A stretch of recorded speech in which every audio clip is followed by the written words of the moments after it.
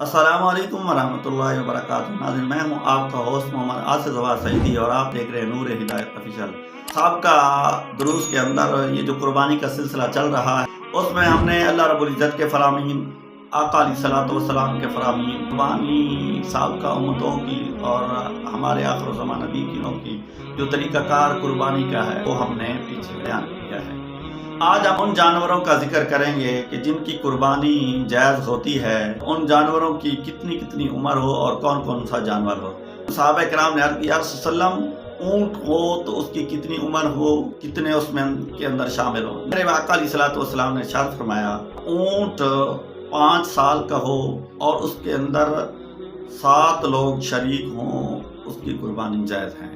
اگر اس سے کم عمر ہے تو اس کی قربانی جائز نہیں ہے۔ گائے یہ 2 سال کی ہو، اس کے اندر بھی 7 لوگ شریک ہو سکتے ہیں، اس کی قربانی جائز ہے، اور اس سے کم عمر کی قربانی جائز نہیں ہے۔ بکرا، بھیڑ 1 سال کی ہو اور اس کی قربانی بھی جائز ہے، ایک قربانی ایک ہی فرد کر سکتا ہے۔ اس دمبے کے بارے میں میرے آقا علیہ الصلوۃ والسلام نے ارشاد فرمایا کہ دمبا اگر 6 ماہ کا ہو، دور سے دیکھا جائے تو وہ سال کا لگے، یہ فرمایا اس کی بھی قربانی جائز ہے۔ یہ جانور جو ہم نے بیان کیے ہیں، ان سبھی کی قربانی جائز ہے، لیکن جو قربانی اونٹ کی ہے اور گائے بیل کی ہے، ان سب کی قربانیوں میں جو 7 لوگ شریک ہوں گے، ان کے اندر سبھی کی نیت قربانی کی ہو۔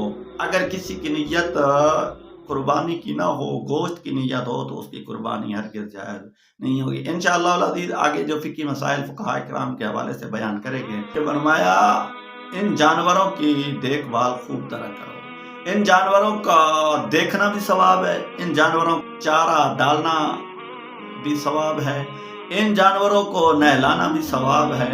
ناظرین، یہ وہ خوش نصیب جانور ہوتا ہے جو اللہ رب العزت کی رضا کے لیے قربان ہوتا ہے۔ یہ باقی جانوروں سے مختلف ہو جاتا ہے، اور میرے محبوب کریم صلی اللہ علیہ وآلہ وسلم نے ارشاد فرمایا، جب تم قربانی کرتے ہو، خون کا قطرہ زمین پر بعد میں گرتا ہے، اللہ رب العزت تمہاری قربانی پہلے قبول کر دیتا ہے اور تمہارے گناہ معاف فرما دیتا ہے۔ اللہ رب العزت عمل کی توفیق نصیب فرماوے۔ آخر دعوانا الحمدللہ۔